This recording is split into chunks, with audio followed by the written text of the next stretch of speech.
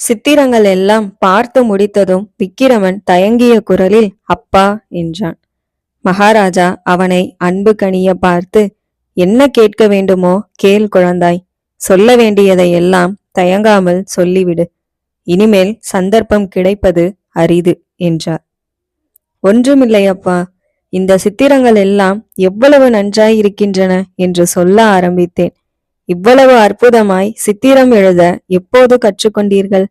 நமது சித்திர மண்டபத்தில் கூட இவ்வளவு அழகான சித்திரங்கள் இல்லையே என்றான் விக்கிரமன். மகாராஜா மைந்தனை கட்டி அணைத்து கொண்டார். என் கண்ணே, என்னுடைய சித்திர திறமையை நீ ஒருவன் வியந்து பாராட்டியதே எனக்கு போதும். வேறு யாரும் பார்த்து பாராட்ட வேண்டியதில்லை.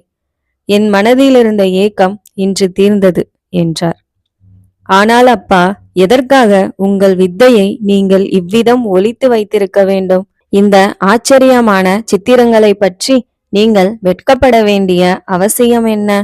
ஆஹா, இந்த உருவங்கள் எல்லாம் எவ்வளவு தத்ரூபமாக உணர்ச்சி பெற்று விளங்குகின்றன. முகங்களிலே தான் எத்தனை ஜீவ கலை!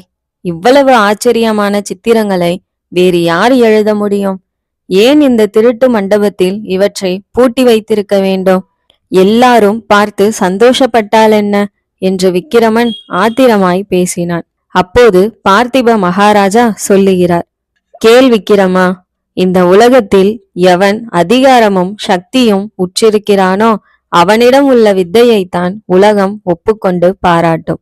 காஞ்சியில் மகேந்திர சக்கரவர்த்தி இருந்தாரல்லவா, ஒரு தடவை பெரிய வித்வசபை கூடி அவருக்கு சித்திரக்கார புலி என்ற பட்டம் அளித்தார்கள். மகேந்திரவர்மருடைய சித்திரங்கள் மிகவும் சாமானியமானவை.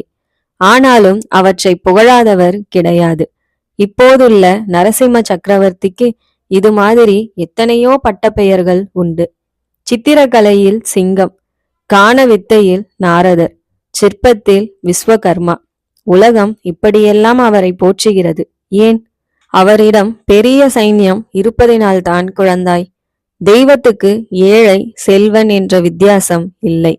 இறைவனுக்கு சக்கரவர்த்தியும் ஒன்றுதான், செருப்பு தைக்கும் சக்கிலியனும் ஒன்றுதான்.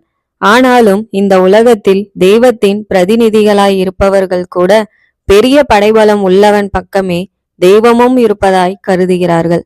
மகேந்திரன் வெகு காலம் ஜைன மதத்தில் இருந்தான். சிவனடியார்களை எவ்வளவோ துன்பங்களுக்கு உள்ளாக்கினான். பிறகு அவனுக்கு திடீரென்று ஞானோதயம் உண்டாயிற்று. சிவபக்தன் என்று வேஷம் போட்டு நடித்தான் விக்கிரமா. மகேந்திரனும் சரி,